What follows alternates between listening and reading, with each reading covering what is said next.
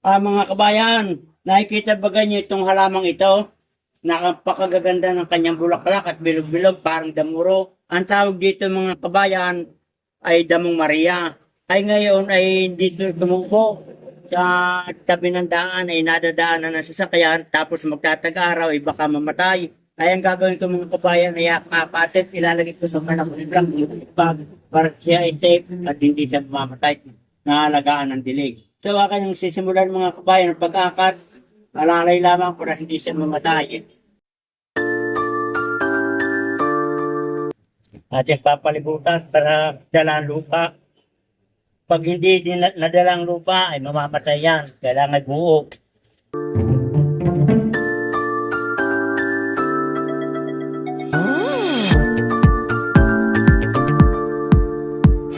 Bayan, ganyan lamang ang pag-aakat ng halaman para hindi siya mamatay, buo yung lupa. Yan ay papalibutan sa kukuhanin katulad nito. Yan.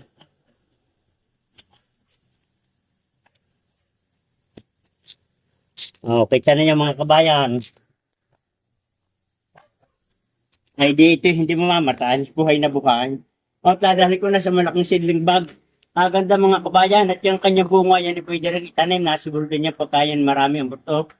Mga kabayan, ito na yung Damong Maria. Ay ililipat ko na dito sa malaking seedling bag na black bag. At ito mga kabayan, sa mga gusto mag-order, ay i-click na lang yung link sa baba ng video. At napakagaan mga kabayan, maluwang ilipat-lipat kung saan natin dadalhin dahil ito hindi mo na kailangan pang butasan ng mga gilid at ilalim.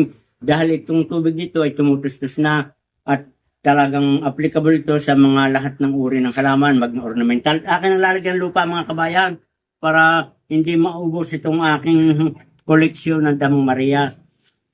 Ay di ngayon hindi ito matutuyo kahit dumapang mahal na araw, katag-arawan. Dahil lang ang pag-aakat, kita niyo mga kabayan, huwag bubunutin, sigurado mamamatay. Ay ito, hindi ito mamamatay dahil dala yung lupa at may ugat na siya. So yan, akin ang ilalagay mga kabayan.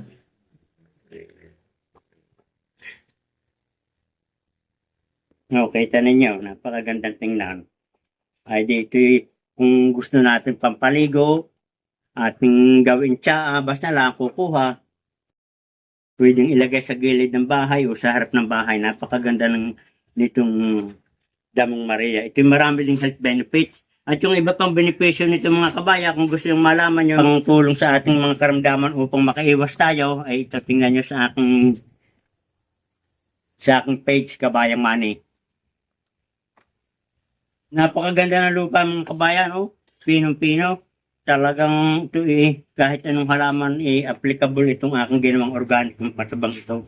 Lalo na sa mga fruit bearing, yung mga gulay, katulad ng mga pechay, ampalaya, alugbatik. Yung aking alugbatik na napakadami ng sanga at lumaki na, dito ko lang din tinanim sa ganitong black bag.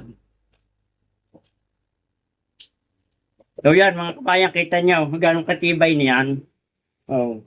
Hindi katulad ng inyong ililipat, bubuhat na ninyo, nakakatabsong, ito hindi, hawak na ninyo.